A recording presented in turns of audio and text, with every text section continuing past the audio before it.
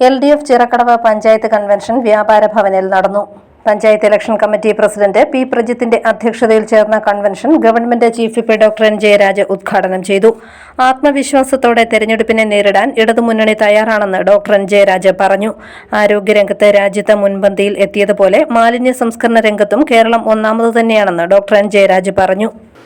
ചിറക്കടവ് ഗ്രാമപഞ്ചായത്തിനെ സംബന്ധിച്ചിടത്തോളം advocate CR ശ്രീകുമാറിന്റെ നേതൃത്വത്തിൽ ഇടതുപക്ഷ ജനാധിപത്യങ്ങളുടെ നേതൃത്വത്തിൽ ഈ ഗ്രാമപഞ്ചായത്തിൽ നടന്നിട്ടുള്ള വൈവിധ്യമാർന്ന പ്രവർത്തനങ്ങൾ ഒരുപക്ഷെ നമ്മളെ സംബന്ധിച്ചിടത്തോളം നമുക്കേറെ അഭിമാനം നൽകുന്ന ഒരു അനുഭവമാണ്.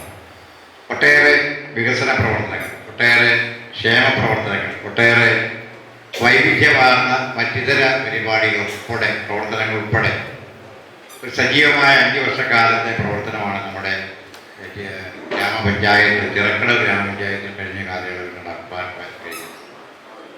അതിനെ അഭിമാനത്തോടുകൂടി തന്നെ നമുക്ക് തീർച്ചയായിട്ടും നമ്മുടെ നാട്ടിലെ സമ്മതിദായകരെ സമീപിക്കാൻ കഴിയും.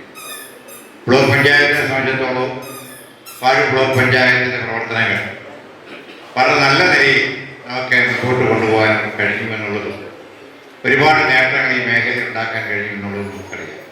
കോട്ടയം ജില്ലാ പഞ്ചായത്ത് ഇടതുപക്ഷ ജനാധിപത്യങ്ങളുടെ നേതൃത്വത്തിലാണ് കഴിഞ്ഞ 5 വർഷക്കാലം പ്രിയപ്പെട്ട ഗിരീഷ് കുമാർ ഉൾപ്പെടെയുള്ള നമ്മുടെ